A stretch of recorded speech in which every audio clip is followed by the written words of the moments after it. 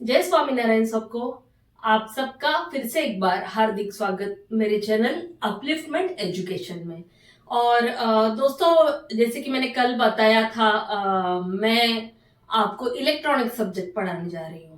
तो इसके लिए कुछ बेसिक चीजें आपको पता होनी जरूरी है।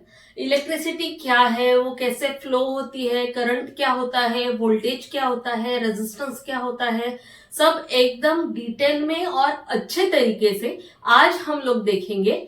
उसके पहले, अगर आपने अभी तक चैनल को सब्सक्राइब नहीं किया है अपलिफ्टमेंट एजुकेशन, तो आप सब्सक्राइब कर दीजिए, बेल आइकॉन को भी प्रेस कर दीजिए। वीडियो को एंड तक जरूर देखना, कंसेप्ट पूरा क्लियर होने देना। और कंसेप्ट क्लियर होने के बाद अगर आपके कुछ डाउट्स है, डिफिकल्टीज है, तो आप मुझे कमेंट बॉक्स में पूछ सकते हो। आपके लिए मैं नंबर भी प्रोवाइड करूंगी बाद में, अगर बड़े क्वेश्चन किसी के होंगे तो मैं कांटेक्ट नंबर, कांटेक्ट डिटेल्स भी दूंगी। बट आज हम लोग शुरू करते हैं इलेक्ट्रॉनिक्स से। तो यहाँ पे जो मैक्सिमम स्टूडेंट्स है वो अदर देन इलेक्ट्रॉनिक्स के मुझे दिख रहे हैं, तो इसलिए मैं उनको आसान जाए इस तरीके से सिखाना चाहती हूँ। तो आपको मैं एक डायग्राम के माध्यम से आपको समझाऊंगी कि इलेक्ट्रिसिटी कैसे वर्क करती है। तो आइए दोस्तों, ये करंट, रेजिस्टेंस, पोटेंशियल डिफरेंस के कंसेप्ट को एक बहुत ही आसानी से एक छोटे से डायग्राम के माध्यम से डे टू डे एग्जांपल के हिसाब से समझते हैं। आप देख रहे हो, ये टैंक ए है, ये पानी से भरा हुआ है, सर्टेन हाइट के ऊपर है। और दिस इज टैंक बी, ये थोड़े से लोअर हाइट के ऊपर है। और इन दोनों को एक resistance type zigzag shape resistance से हमने कनेक्ट किया है। और इनका जो रेजिस्टेंस टाइप है उसमें से ये वाटर फ्लो जो है, ये फ्लो हो रहा है from tank A to tank B. क्योंकि टैंक ए सर्टन हाइट पर है, तो जो ज्यादा हाइट पर रहेगा, from higher height to lower height ही पानी फ्लो होगा। उसी तरीके से ज्यादा पोटेंशियल डिफरेंस से कम पोटेंशियल डिफरेंस की तरफ ही इलेक्ट्रॉन्स का फ्लो होगा। नेगेटिव से पॉजिटिव टर्मिनल की तरफ ही इलेक्ट्रॉन्स का फ्लो होगा। वो कैसे, मैं आपको समझाऊंगी। डोंट वरी, हम लोग अभी उसमें नहीं जाते हैं।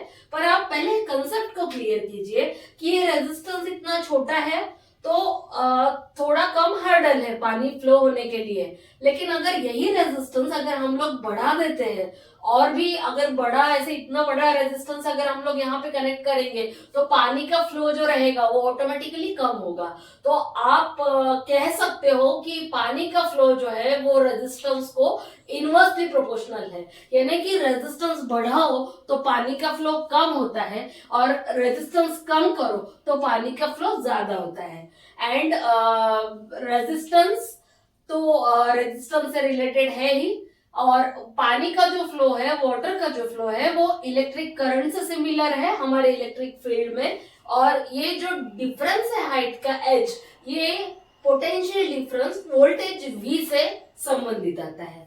तो इसको हम लोग अब साइंटिफिक माध्यम से देखेंगे। आप अगर चाहिए तो इसका स्क्रीनशॉट लेके आप ड्रॉ भी कर सकते हो, आपका कंसेप्ट ज्यादा क्लियर होगा।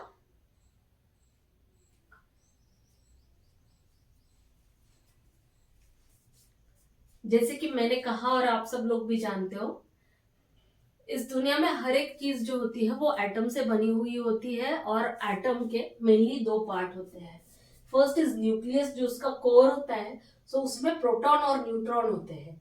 तो प्रोटॉन पे पॉजिटिव चार्ज होता है, न्यूट्रॉन पे किसी प्रकार का चार्ज नहीं होता। और उसके बाजू में न्यूक्लियस के सराउंडिंग में ऑर्बिट्स होते हैं, जिसमें ये इलेक्ट्रॉन्स फ्रीली मूव करते हैं और ये कंटिन्यूअस मोशन में रहते हैं। और इनके जो लास्ट ऑर्बिट है, अभी जैसे कि कार्बन, हेलियम, इनके जो लास्ट ऑर्बिट है, अगर ये फुलफिल नहीं रहे इलेक्ट्रॉन से, तो इलेक्ट्रॉन का फ्लो जो होता है वो चलता रहता है।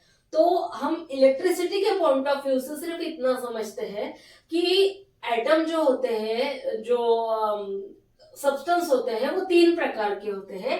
एक कंडक्टर मेनली, देन दूसरा सेमीकंडक्टर, एंड तीसरा इंसुलेटर।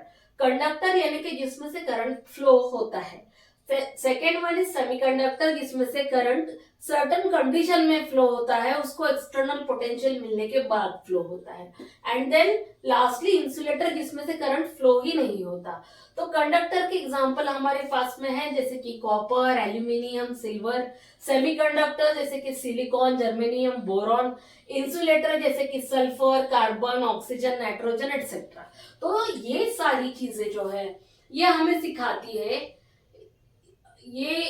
सिखाती है कि कंडक्टर हम लोग यूज करते हैं इलेक्ट्रिसिटी के फ्लो के लिए। तो हम कंडक्टर को अच्छी तरीके से समझते हैं।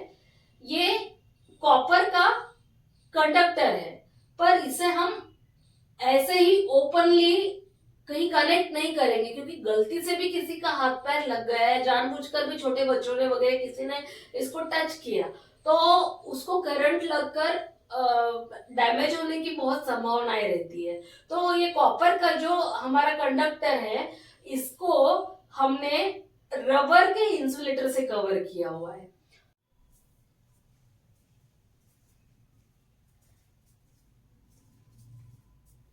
ये कॉपर वायर है, जब तक ये किसी सप्लाई से कनेक्टेड नहीं है, at that time copper wire के अंदर जो एटम्स है वहां पे जो लास्ट शेल में इलेक्ट्रॉन्स है वो उसी शेल में रोटेट करते रहते हैं। पर जैसे ही हम इस कॉपर वायर को सप्लाई दे देते हैं, फॉर एग्जांपल अगर हम यहाँ पे बैटरी लगा देते हैं,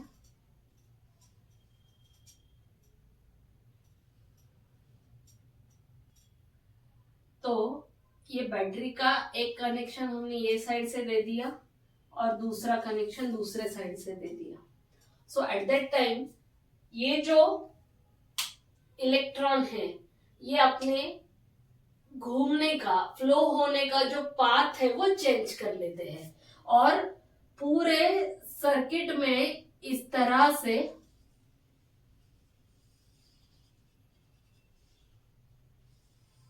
इलेक्ट्रॉन फ्लो होते हैं। अगर एनिमेशन रहा तो आप इसको अच्छे से और समझ पाएंगे। तो ये पूरे सर्किट में से इलेक्ट्रॉन फ्लो होते हैं और इसमें से करंट पास होता है। So that is the basic concept कि करंट किस तरीके से फ्लो होता है। आपको मोटा मोटी तौर पर अगर मैं समझाना चाहूं,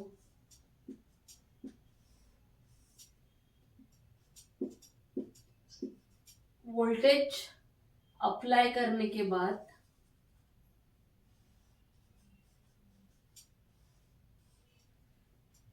V वोल्टेज अप्लाई करने के बाद I करंट फ्लो होता है और R रेजिस्टेंस उस करंट को अपोज करता है। That's it, it's that simple. तो इसके बाद में नेक्स्ट लेक्चर में, आज तो नहीं पर नेक्स्ट लेक्चर में हम लोग देखेंगे कि ओम्स लॉ क्या है, जो एक बहुत ही फेमस लॉ है और बहुत इसेंशियल भी है। Thank you. जय स्वामीनारायण।